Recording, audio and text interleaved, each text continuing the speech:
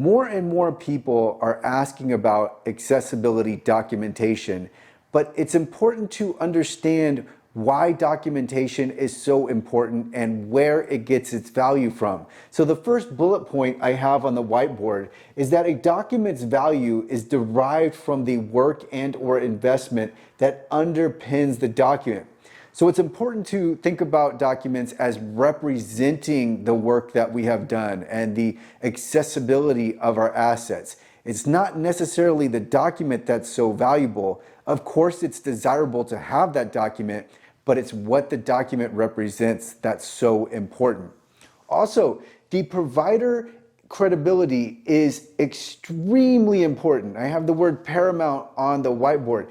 Provider credibility is everything. If you're getting documentation from an overlay widget vendor, the documentation really doesn't have any value. So it's very, very important that the documentation is issued by a reputable provider. And let me give you another example. So many people think of VPATs, the correct term is actually an accessibility conformance report.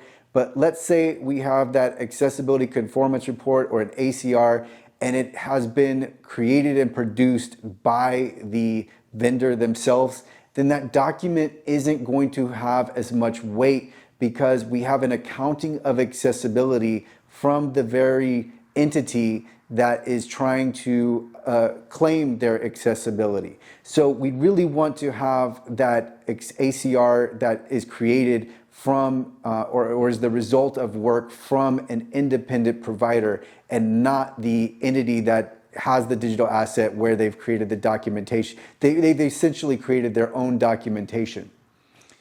And then a third bullet point I have here is that specifics and details are essential. So we're all aware of the letters that will say nice things and they will be very general and state that, you know, an organization, your company has put in a lot of work into accessibility. We really liked working with you. You've done a great job. That means nothing, okay? Those are very, very light documents that don't mean anything. What we want is we really want more of a sterile document, less of a marketing document, less of a feel-good document, more of specifically what have you done? What date was this performed on or conducted by?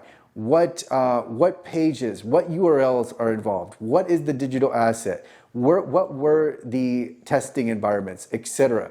The more details, the better, because that makes the documentation that much more compelling.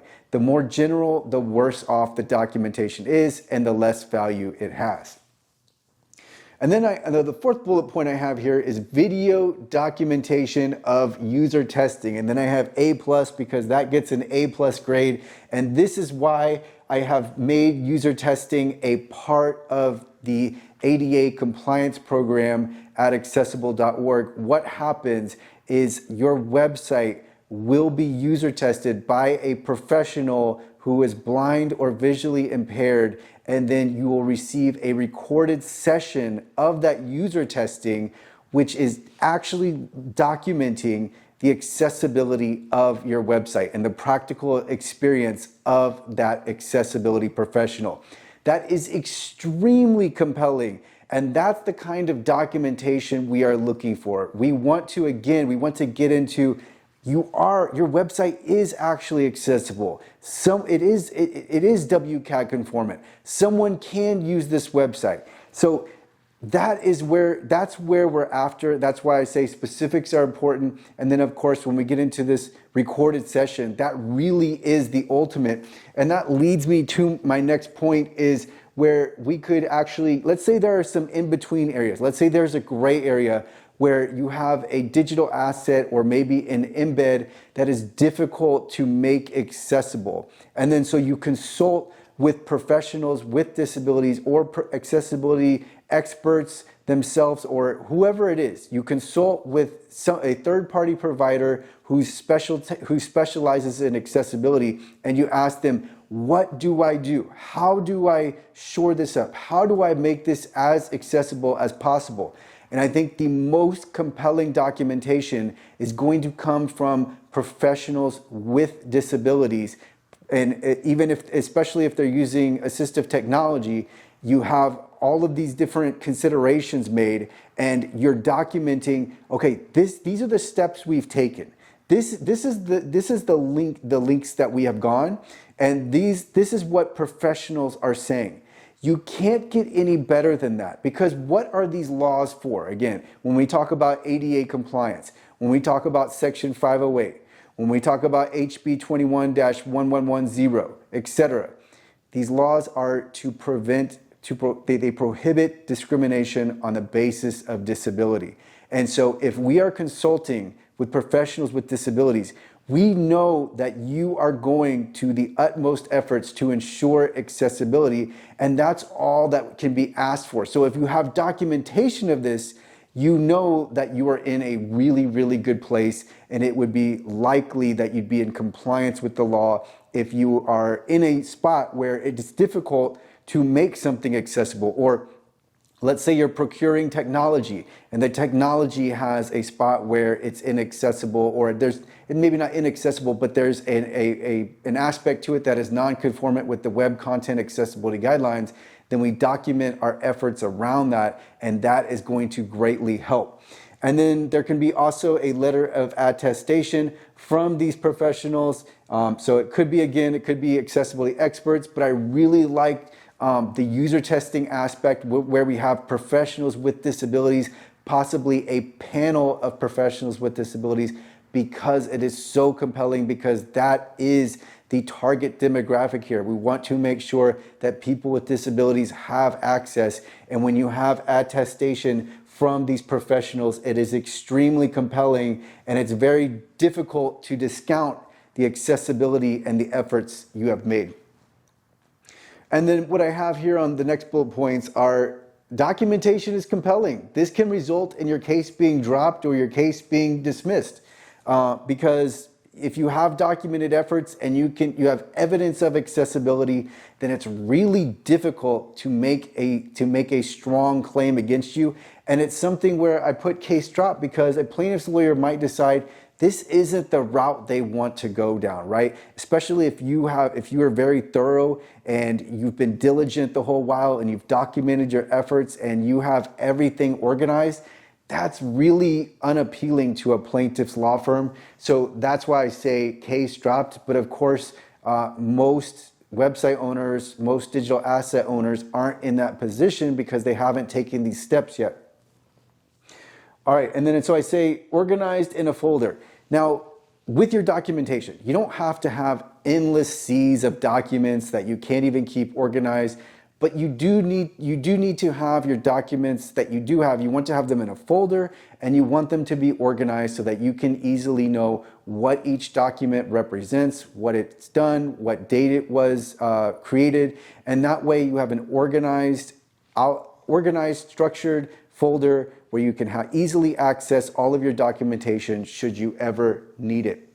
I also have scans. Progress is weak. So we know that there are a lot of scans and you can produce unlimited documentation from those scans, but as we know with scans, they are extremely limited. So they are only going to flag about 25% of accessibility issues in WCAG 2.1 level AA. So it's very limited and weak. And so even if you can document, oh, we've increased our accessibility from 55% to 75%, that's not compelling, because I could easily say, okay, well then what about the other 25% of issues that are just flagged within automation?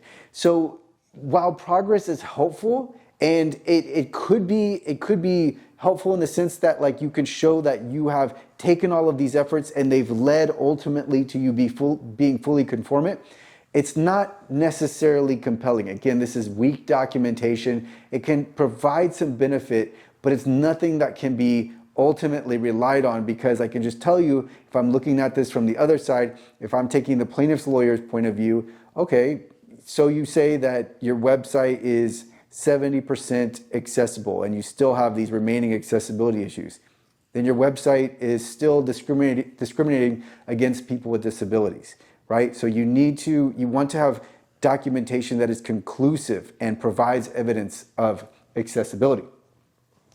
And then so I have on the other side of the whiteboard, I have some different types of documentation. So I mentioned VPAT earlier. It stands for Voluntary Product Accessibility Template. This is actually the template itself. It's the blank document. What results when you fill in the template is an ACR, an Accessibility Conformance Report. I also have a conformance statement. A conformance statement or a statement of conformance is a construct of the W3C, the World Wide Web Consortium.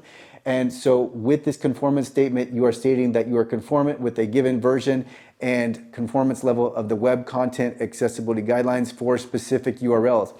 And this document requires specificity and detail. And so that again, gets back to what I was saying earlier. Details are important. You want to be very specific so that your document becomes that much more compelling. The more specifics, the better. There is also provider certification. And so with provider certification, it's really going to be redundant with the conformance statement, but it's also good to have, especially, let's just put it in your folder. We've got a conformance statement. You get a provider certification stating that, yes, this website, we have audited this website, we have remediated this website, we have found this website to be fully conformant with the web content accessibility guidelines on X date for these specific URLs, etc. And so this provider certification can be compelling because you not only have the sterile documentation that comes with the statement of conformance, but you also have something from an accessibility provider, a recognized name in this industry, stating that your website is indeed accessible. And then I also have your own internal checklists and things that you have completed. So when you look at your accessibility policy, there are different milestones that you need to reach. And as you reach them, if you are documenting internally, this can also be compelling documentation because it shows your progress over time, and progress in the sense that things are being completed. Let's say that one of your checklists is to make sure that you procure only the most accessible software.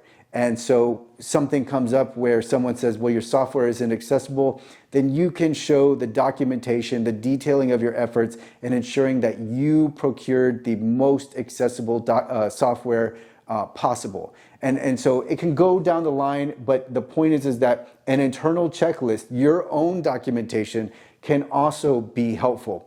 So there's more to accessibility documentation than this, but this is just to give you, to familiarize you with the different documentation and what makes documentation compelling versus weak and light. So again, you want to look to specificity. A reputable provider is going to help you along the way with documentation and understanding, this is what we can provide you, this is what you need, this is what's going to help, this is what you want to see in this documentation.